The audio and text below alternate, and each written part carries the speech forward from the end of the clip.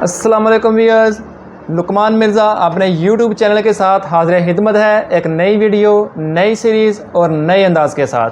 जी हाँ, आज हम क्या करेंगे, नई सीरीज़ में हम डिस्कस कर रहे हैं स्टडी इन स्वीडन के बारे में। अगर आप लोग स्वीडन में स्टडी करना चाहते हैं तो आप कैसे अप्लाई कर सकते हैं, उसके लिए कौन कौन से डॉक्यूमेंट्स रिक्वायर होते हैं और क्या क्या एलिजिबिलिटी क्राइटेरिया है। तो इससे पहली वीडियो में हमने देखा था कि हम स्वीडन में स्टडी के लिए कैसे अप्लाई कर सकते हैं, तो इसको थोड़ा सा रिकैप करते हैं। आपको बताया गया था अगर आपने घर बैठ के स्वीडन के लिए अप्लाई करना है तो आप universityadmission.se से अपना लॉगिन अकाउंट बनाकर वहाँ पर डॉक्यूमेंट्स अपलोड कर वहाँ से आप अप्लाई कर देते हैं। उसके बाद आपको बताया था आइलेट्स के बारे में। अगर आप स्वीडन में बैचलर प्रोग्राम में एडमिशन लेना चाहते हैं तो आइलेट्स रिक्वायर होता है 5.5 बैंड टू 6.5 बैंड। इसके दरमियान में आपके जितने भी बैंड हों अच्छा रिज़ल्ट काउंट होता है।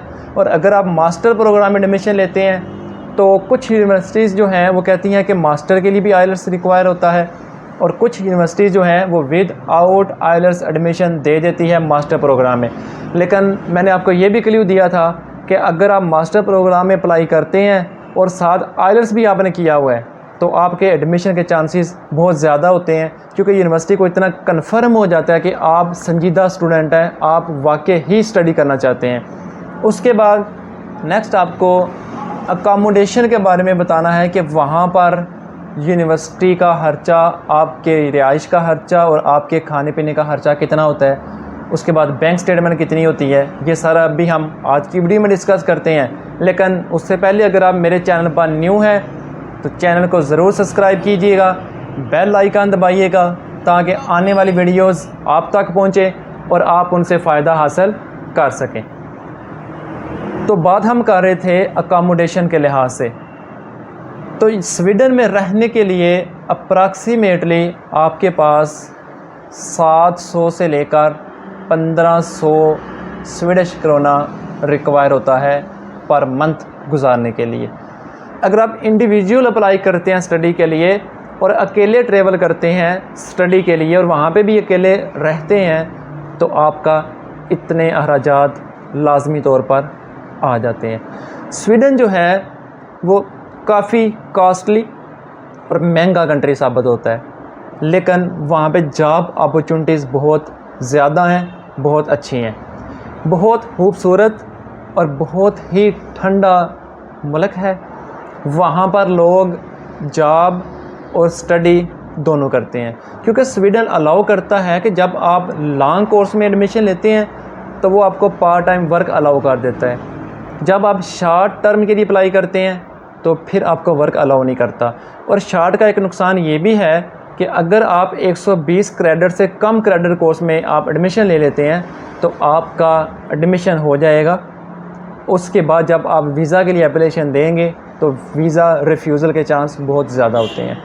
तो लिहाजा शॉर्ट कोर्स की बजाय आप 120 क्रेडिट हार का लॉन्ग कोर्स चूज़ करें, इट मीन के 2 साल का कोर्स चूज़ करें, तो आपका एडमिशन भी आसानी से होगा, यूनिवर्सिटी भी आसानी से एडमिशन देगी आपको और वीज़ा रिफ्यूज़ल चांसेस भी बहुत कम होते हैं।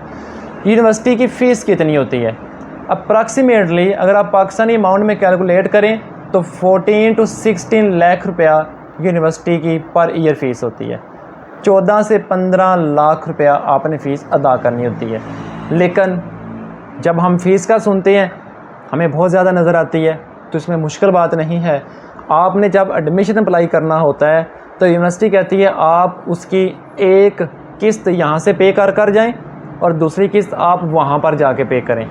इट मीन आपने जो 7 से 15 लाख रुपया है ना, उसमें से सिर्फ 6 से 7 लाख रुपया फ़ीस देनी होती है, और जो एक हाफ़ हिस्सा फ़ीस का बचता है वो वहाँ पे जाके आप स्टडी करेंगे, दौरान सेमेस्टर आप सबमिट करवाएंगे, वो आप यहाँ से भी साथ लेकर जा सकते हैं और वहाँ पर 6 माह वर्क करने के बाद भी एडमिशन फ़ीस सबमिट करवा सकते हैं। क्यों? क्योंकि फ़ीस साल की होती है, साल में 2 सेमेस्टर होते हैं, तो आप आसानी से दूसरे सेमेस्टर में इसकी फ़ीस जमा करवा सकते हैं। दूसरी चीज़ आ गई आपकी बैंक स्टेटमेंट और बैंक बैलेंस कितना होना चाहिए।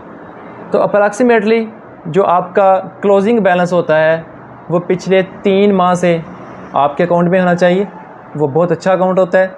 और 20 to 25 लाख रुपया आपके अकाउंट में क्लोजिंग बैलेंस होना चाहिए। स्टेटमेंट कितनी हो चाहिए? लास्ट 6 माह की जो स्टेटमेंट है वो आपकी 15 से 20 लाख के दरमियान में होनी चाहिए। स्टेटमेंट से क्या मुराद होता है कि आपके अकाउंट में ट्रांजैक्शंस होनी चाहिए, इन आउट होना चाहिए। वो चाहे आपके अपने पैसे हैं, चाहे किसी से पैसे लेके आप इन आउट कर रहे हैं या किसी से करवा रहे हैं, वो आपकी स्टेटमेंट लीगल काउंट होती है।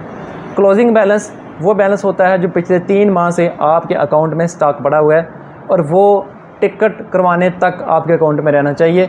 बल्कि बेहतर होता है कि जब आप टिकट करवा कर स्वीडन पहुँच जाते हैं तो उसके बाद आप उस बैलेंस को यूटिलाइज़ कर सकते हैं। आप अगर किसी से लेकर भी रखते हैं तो वो बैलेंस वापस कर सकते हैं। अकोमोडेशन आपका क्लियर हो गया, आइल्स आपका क्लियर हो गया। उसके बाद प्रोग्राम आपके 2 किस्म के होते हैं, एक होता है बैचलर प्रोग्राम, एक होता है मास्टर प्रोग्राम। बैचलर प्रोग्राम हम कहते हैं 4 साल प्रोग्राम होता है जो आफ्टर एफएससी हम अप्लाई करते हैं। जितने भी लोग बैचलर में अप्लाई करेंगे उनकी प्रीवियस जो क्वालिफ़िकेशन है ना वो इंटर होती है।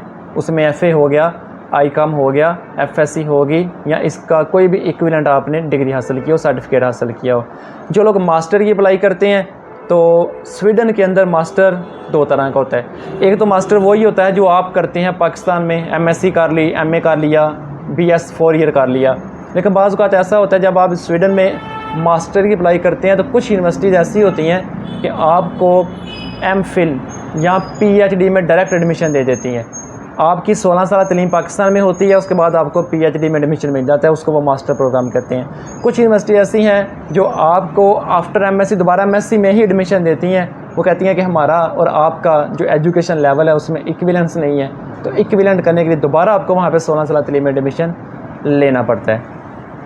और उसके बाद ये तो हो गया आपके डॉक्यूमेंट्स, आपकी होगी डिग्रीज़, आपने किस किस प्रोग्राम में एडमिशन लेना है। अब बात है कि डॉक्यूमेंट्स कौन से रिक्वायर होते हैं। आपको डॉक्यूमेंट्स जो रिक्वायर होते हैं वो मैट्रिक, इंटर और बैचलर की ट्रांसक्रिप्ट्स और साथ डिग्रीज़ होनी चाहिए। और ये डिग्रीज़ आपने अपने यूनिवर्सिटी से वेरीफाई करवाने के बाद HEC से वेरीफाई करवानी है, मुफा से भी वेरीफाई करवानी है। और जो आपकी मैट्रिक और इंटर की डिग्री होती है वो आप पहले बोर्ड से वेरीफाई करवाते हैं, बोर्ड से वेरीफाई करवाने के बाद IBBC से करवाते हैं, उसके बाद आप मुफा से करवाते हैं, मिनिस्ट्री ऑफ फॉरेन अफेयर से करवाते हैं। मुफा का मतलब होता है मिनिस्ट्री ऑफ फॉरेन अफेयर।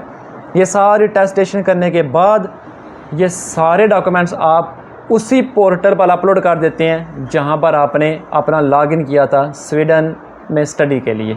और क्या था लॉगिन, जो आपको स्टार्टिंग में बताया था और पहली वीडियो में भी आपको उसके बारे में बता दिया था, उसका नाम था universityadmission.sc। और एक दफ़ा उस पर डॉक्यूमेंट्स आपने सबमिट कर दिए, उसकी 18 से 20,000 फ़ीस सबमिट करवा दी, उसके बाद आप उसी में से 2 से 3 से 4 यूनिवर्सिटी में अप्लाई कर सकते हैं और वहाँ पे आपको एडमिशन कन्फर्मेशन के बारे में इतला दी जाएगी और आपको मेल भी कर दी जाएगी। तो आज की वीडियो में इतना ही।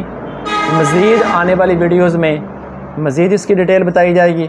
अगर आपके माइंड में कोई क्वेश्चन, कोई एक्स्ट्रा क्वारीज़ हो तो कमेंट बॉक्स में ज़रूर बताइएगा। शुक्रिया।